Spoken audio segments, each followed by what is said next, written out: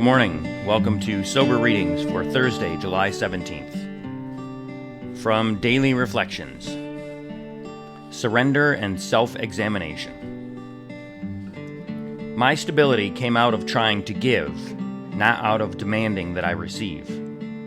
Thus, I think it can work out with emotional sobriety.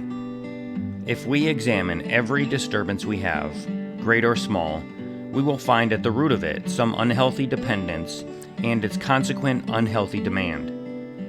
Let us, with God's help, continually surrender these hobbling demands. Then we can be set free to live and love. We may then be able to 12th step ourselves and others into emotional sobriety. That's from a book called The Language of the Heart, page 238. Years of dependency on alcohol as a chemical mood changer deprived me of the capability to interact emotionally with my fellows. I thought I had to be self-sufficient, self-reliant, and self-motivated in a world of unreliable people. Finally, I lost my self-respect and was left with dependency, lacking any ability to trust myself or to believe in anything. Surrender and self-examination while sharing with newcomers helped me to ask humbly for help. Today's reading from the 24 Hours book, the AA Thought for the Day. The new life of sobriety we are learning to live in AA is slowly growing on us, and we are beginning to get some of that deep peace of mind and serenity that we never thought were possible. At first, we may have doubted that this could happen to us, but after any considerable length of time in AA, looking at the happy faces around us, we know that somehow it is happening to us. In fact, it cannot help happening to anyone who takes the AA program seriously day by day. So ask yourself, can I see my own happiness reflected in the faces of others? The meditation for the day. God does not withhold His presence from you. He does not refuse to reveal more of His truth to you. He does not hold back His Spirit from you. He does not withhold the strength that you need. His presence, His truth, His Spirit, His strength are always immediately available to you, whenever you are fully willing to receive them.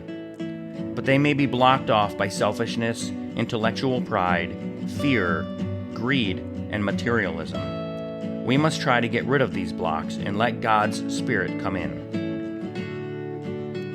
The prayer for the day. I pray that I may remove all blocks that are keeping me from God. I pray that I may let God come into my life with power. And finally, today's reading from As Bill Sees It. We're on page 22. Fear as a Stepping Stone. The chief activator of our defects has been self-centered fear, primarily fear that we would lose something we already possessed, or would fail to get something we demanded. Living upon a basis of unsatisfied demands, we were in a state of continual disturbance and frustration. Therefore, no peace was to be had unless we could find a means of reducing these demands. That's from the 12 and 12 book, page 76.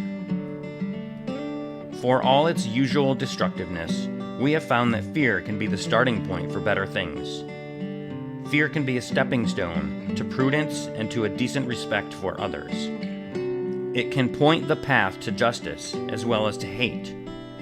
And the more we have of respect and justice, the more we shall begin to find the love which can suffer much and yet be freely given. So fear need not always be destructive, because the lessons of its consequences can lead us to positive values. And that's from an article in the Grapevine dated January of 1962. That's it for today's reading. Thanks for listening. Until next time, don't drink, go to a meeting, and keep coming back. Have a great day. And as my friend Larry says, best day ever.